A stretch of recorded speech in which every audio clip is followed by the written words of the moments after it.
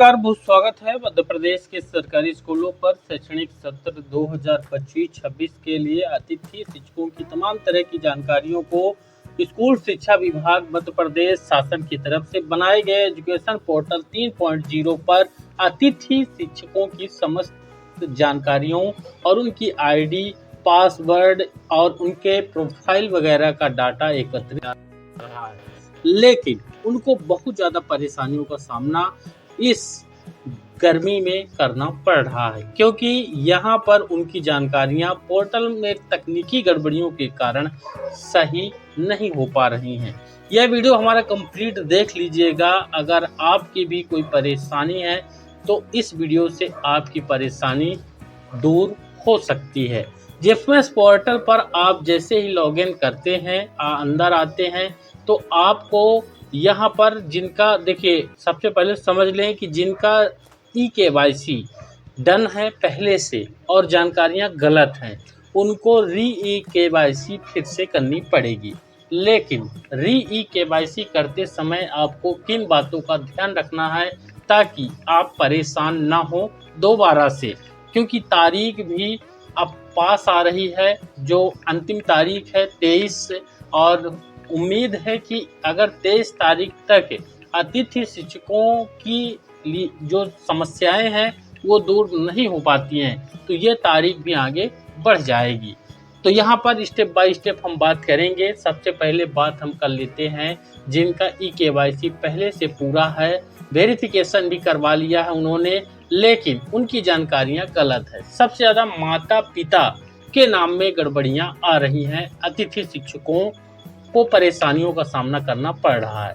देखिए, आप जब इंटर करेंगे यहाँ पर, तो इंटर करने के बाद आप अंदर आएंगे तो यहाँ पर आप देख पाएंगे ये आपको जिनका ई-केवाईसी लॉक है, वेरिफिकेशन हो चुका है, उनको अनलॉक ई-केवाईसी करना पड़ेगा।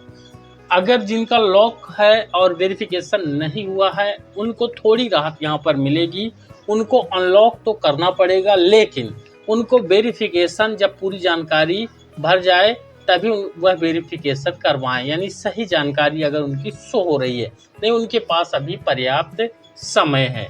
तो यहाँ पर ई-केवाईसी में आप देख पाएंगे ये जो डाटा है कुछ इस तरह से गड़बड़ियाँ हैं। तो देखिए, अगर महिला अतिथि शिक्षक हैं तो उनके मामले में उनके पति का नाम होना चाहिए उनके नाम के बाद। तो यहाँ पर जैसे ही वो ई-केवाईसी करवाते हैं तो अपनी आईडी यहाँ पर डालेंगे, सर्च में डालते हैं। सर्च में जब डालते हैं तो यहाँ पर नेम आ जाता है संबंधित कैंडिडेट का, उसके बाद यहाँ पर फादर नेम आ जाता है जो अनमैरिड कैंडिडेट है और जो मेल कैंडिडेट हैं, और यहाँ पर जेंडर जैसे फीमेल है, और यहाँ पर आ जाएगा आपका डेट ऑफ बर्थ। यहाँ पर आपका आता है मोबाइल नंबर। ठीक, ये मोबाइल नंबर कौन सा है? ये अतिथि शिक्षक में रजिस्टर्ड मोबाइल नंबर होता है।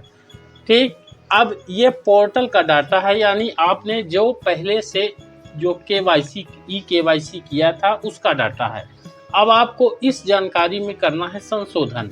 तो यहाँ पर आप देख पाएंगे ये समग्र पोर्टल जब ई-केवाईसी करेंगे तो यहाँ पर आपको ये नाम दिखाएगा, फादर नेम, जेंडर, और यहाँ पर आप देख पाएंगे डेट ऑफ बर्थ। यहाँ पर आप मोबाइल नंबर जो आधार में कनेक्टेड मोबाइल नंबर है वो यहाँ पर दिखाई देगा। हालांकि आप इसको पूरा करने पर, ये प्रक्रिया पूरा करने पर ये वाला मोबाइल नंबर नहीं आता है। मोबाइल नंबर यही वाला आएगा जो आपका आधार, जो आपका अतिथि शिक्षक में रजिस्टर्ड मोबाइल नंबर है।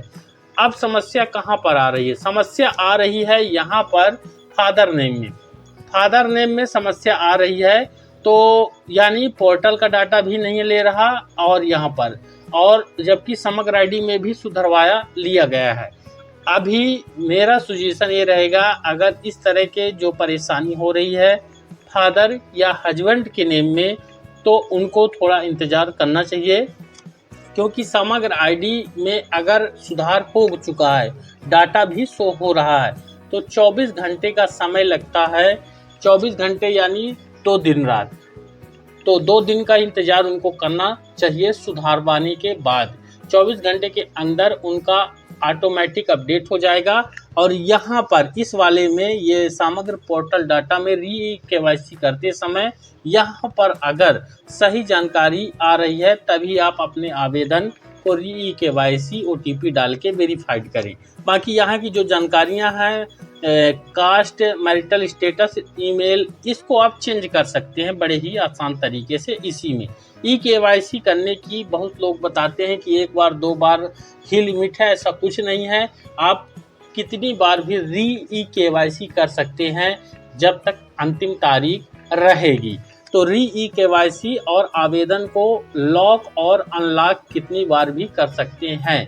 शर्त ये है कि अगर आपका वेरिफिकेशन संकुल प्राचार्य के द्वारा कर लिया गया है तो संकुल प्राचार्य के वेरिफिकेशन आपको फिर से करवाने पड़ेंगे। अगर वेरिफिकेशन के बाद स्कोर कार्ड बनने के बाद आप फिर से आवेदन को अनलॉक कर लेते हैं, इसलिए वेरिफिकेशन के पहले ही आपको सब काम करवा लेना है। ओके, माता के नाम में यहाँ पर आपको बता दें कैंडिडेटों को माता का नाम उनकी ID पर शो होगा। अगर नहीं भी हो रहा है तो कोई दिक्कत नहीं, गलत शो हो रहा है तो भी कोई दिक्कत नहीं, लेकिन जब केवाईसी डिटेल में उनकी माता का नाम शो हो रहा है, नहीं हो रहा, उससे मतलब नहीं है। अब मतलब है आपके स्कोर कार्ड से, और स्कोर कार्ड में फाइनली जब वेरिफिकेशन हो जाता है तब माता का नाम यहाँ पर स्कोर कार्ड में किसी भी कैंडिडेट का नहीं आ रहा है, यानी माता के नाम में अब परेशान होने की जरूरत किसी भी अतिथि शिक्षक भाई बहन को नहीं है। यहाँ पर ये चीज़ जान लें। बहुत से लोग ये भी बोल रहे हैं कि यहाँ पर पुराना जो पोर्टल है GFMS अतिथि शिक्षक प्रबंधन प्रणाली GFMS पोर्टल, वहाँ पर री केवाईसी हम कर लेते हैं तो यहाँ पर डाटा सुधर जाएगा। ये वहाँ पर कुछ भी आवेदन को जल्दबाजी में अनलॉक कर रहे हैं वहाँ पर, तो ऐसा बिल्कुल भी मत करें, क्योंकि यहाँ पर देखिए बहुत सारे वीडियोस बनते हैं अतिथि शिक्षकों को लेकर, बहुत सारे चैनल भी हैं। जल्दबाजी में वीडियो जल्दबाजी में बनाने के चक्कर में, जल्दी व्यू पाने के चक्कर में कुछ लोग ऐसे ट्रिक या गलत जानकारी बता देते हैं जिससे आपका जो इस तरह की बना बनाया काम है वो बिगड़ जाएगा। सबसे पहले तो जान लें कि जो पुराना पोर्टल है अतिथि शिक्षकों का, उस पोर्टल से और इस पोर्टल से कोई लेना देना नहीं है फिलहाल। यानी अगर आप वहां पर कोई संशोधन करवाते हैं, मान लीजिए आपका आवेदन लॉक है और पुराने वाले अतिथि शिक्षक पोर्टल से आप उस आवेदन को अनलॉक कर देते हैं, तो जब वहां से अनलॉक करेंगे तो वहां से ही आपको वेरिफिकेशन करवा के उसको वहां से लॉक करवाना पड़ेगा।